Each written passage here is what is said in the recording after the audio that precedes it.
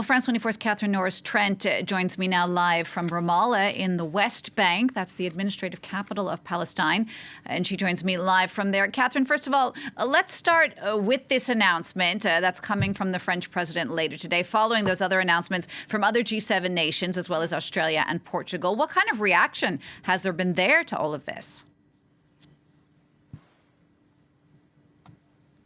Palestinian officials I've been speaking to here in Ramallah have thanked France and thanked Emmanuel Macron personally for leading this diplomatic push towards getting several Western countries to recognize Palestine as a state. And I've, in fact, just been speaking with the Deputy Foreign Minister of Palestine, and he said that this isn't just a symbolic step, that he hopes that this can be used to create legal grounds to try and stop Israeli settlers setting up in the West Bank against international law and to try and get stopping the war in Gaza.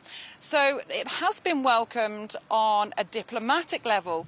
When you speak to people in the street, I guess there's a muted response. Whilst people see this as a step forward, they are also a little skeptical about what concrete changes this will bring to their daily lives.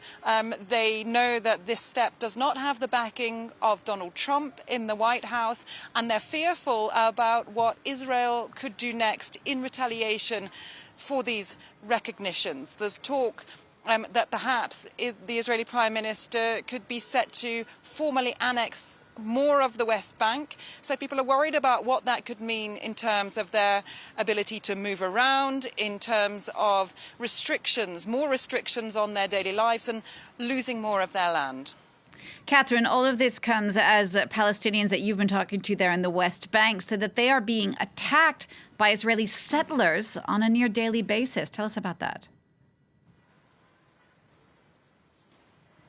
Yeah, that's right. Now, this is something that has been going on for years, but it's stepped up dramatically in recent years. In fact, since the far-right government in Israel took office a few years ago, and even more since October the 7th, since those massacres carried out by Hamas, there's been revenge attacks by settlers. So we were in one village near Ramallah, and we were speaking to people there who said that they'd seen entire olive groves razed down, houses burnt down, their livestock stolen. That's the source of income for a lot of people in that area. Access to main roads blocked off. People who've been suffering physical violence as well. They're telling us about repeated, perhaps almost daily attacks on their villages in certain areas. And they're noticing a large number of new illegal settler outposts cropping up on the hills around their villages. This radical movement, Israeli settler movement, the Hilltop Youth, have been expanding their presence. So there is a lot of talk about new settlement programs being approved by the Israeli government, and that is accelerated at a rate that hasn't been seen in decades.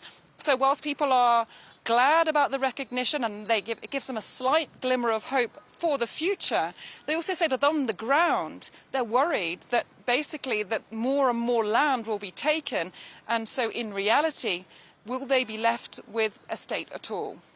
Catherine, thank you for that. France 24's Catherine Norris Trent in Ramallah.